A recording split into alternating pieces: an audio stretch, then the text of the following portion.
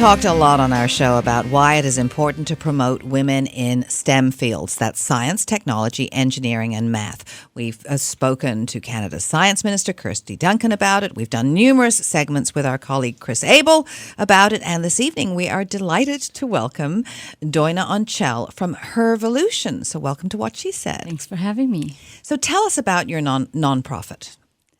So VOLUTIon is a nonprofit, and we focus on getting more girls in STEM. But our main focus is to go into the priority neighborhoods of Toronto for now to make sure that they have access to STEM fields. So they get introduced to a lot of workshops or camps or programs about science, technology, engineering, mathematics, and they get to learn more about it. So hopefully they get to choose that as a profession later on in life. So what prompted you to found this organization? Funny enough, I'm actually a social worker by trade. So I've worked in a nonprofit world for about 7 years before I started my own organization. And I have also been someone that have been in the system myself. I came to Canada, I was really young, I was 19. I was considered a youth at risk. I was homeless 3 times in Canada. I was low income. I experienced domestic violence myself. I lived in a shelter with my kids. And no one has come to me when I was in the system or when I was actually someone that was working with people that were in the system like myself, with opportunities that are available. And I felt that, once I learned about STEM and how women are so underrepresented, I had this idea in my head, and I thought, wouldn't it be nice if somebody would create this for people that were like me to, introduce them to STEM so that they can learn about it. And that's a way I found that it was a great way, not just to close the gender gap in STEM, but also, give some women opportunities, right? Some young women and people that come from low income, diverse backgrounds, and people that don't generally get into this field. So to me, it felt like it was a great solution to close the gender gap in STEM, but also help women that are, are not served well, so to speak. Just veering from STEM for a moment, you're a very strong advocate for violence against women. I am. I saw a lot of violence back home in Romania, where I'm from. Women have gone through, the things that I've seen when I was a child. I said to myself, I don't want ever that for myself or for my daughters if I am to have any. And now I have 2 daughters. So when I felt, I need to do something about it, I've always had that strong feeling that it's me that has to change something, Well, why not you? Exactly. That's what my mentor always says. Why not you? Well, you're trying to empower marginalized girls through STEM. How has the outcome been so far? We've been on, VOLUTIon has been existing for about 4 years.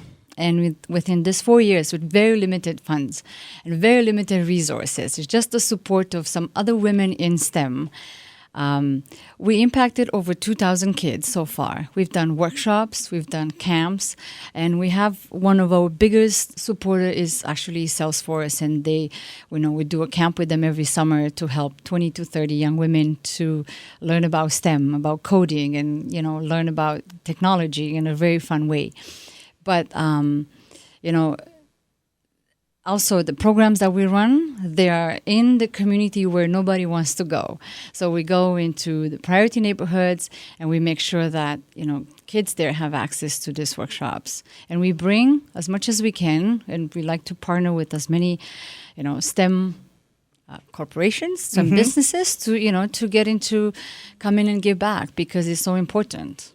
Is it just in the GTA right now? For now. Hopefully we're going to go Canada-wide. We have actually people in BC, people in New Brunswick, people in Quebec, and they say, when are you going to bring VOLUTIon here? So it's just, let us build some roots here, some foundation here, and then we're going to move forward. We, as you know, love to promote women in STEM here, and you started a social media campaign. Yes. Which did the same thing. Tell everyone a little bit. So, having been doing this for 4 years and trying to talk to parents of young women about, you need to get your girls in STEM. And they say, why? There's a need for women in STEM, but also opportunities are available. And, and some other women, some other young girls that we helped, they said, is there somebody else like me that does it? Yes, there is. But I didn't really have enough facts about it. So what I thought is, Canada turns 150. And, we're talking about a lot of initiatives, but I thought this would be a great opportunity to find at least 150 Canadian women in STEM from Canada-wide, to promote them, to have a list of database of those women. And not, we get to find out about the women that are doing this, but also the opportunities that are available in STEM. So we just decided, we created a committee. So we decided actually in January, let's just do this. In February, we put out a nomination form on February 1st. And on February 14, we added the women, we start featuring them on our Instagram account. And we thought we're not going to have enough women, but women have been nominated from across Canada. And the beauty of it was some men actually nominated women too. And I thought that was really exciting to see, their coworkers or, someone that have impacted their life. So it was really interesting to see. This is all about what's coming up on October the 14th, the conference. Yes. So once we had this online campaign to feature women in STEM, I've learned a lot about women in STEM. I've been doing this for 4 years. And I saw, especially in the United States, I've seen there's a lot of list of women in STEM. Like there's a list there, there's women that are featured. And I thought, wouldn't it be nice to actually, have some of those women that we have featured and bring them to life in a room where they get to talk about their experience as a woman in STEM. Mm-hmm. So on October 14, we'll have a conference. And what we decided to do is 10 women will have, have you heard of TED Talks? Yeah.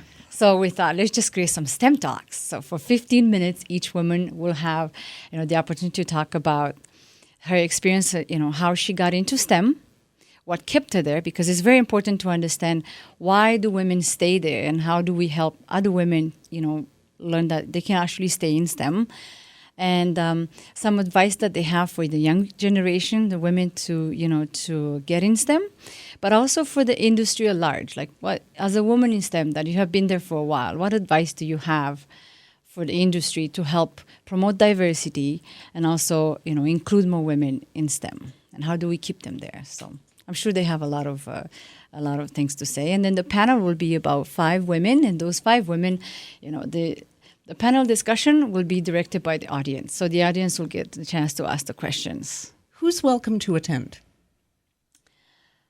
I would love to see some young women in the audience, grade 11, 12 young girls are interested in getting into STEM before they get to choose a college or university degree, as well as women that are already in college or university, but also women in STEM, as well as men. I would like to see some men in the audience so that they can be part of that solution as well. And how many people can go? About 140 people. Okay. We'd like to see as many people as possible. So if we get 140 people in the room, it would be great. So what do you hope will happen at this conference? What will it accomplish? The conference was designed to bring some strategies and tools for women and for the people in the audience to walk away with some ideas on how to get into STEM, how to stay in STEM, and how do we change the ratio for women in STEM, as well as include diversity in STEM. I think diversity is very important, and we need to talk about it, but also do something about it. So the women in the audience, as well as women that will speak, will have this. I hope you're going to tell your story about how you came and why you started this. Yeah, I always like to give the space to other women to speak. So when my time comes, then I will speak. But I think this is a good opportunity for me to talk about me. But it's great. I mean, it's such a great Canadian story, just all around. Yeah. Thank you. Well, thank you very much for joining us this evening. Thanks for having me. This is what she said. Stay with us.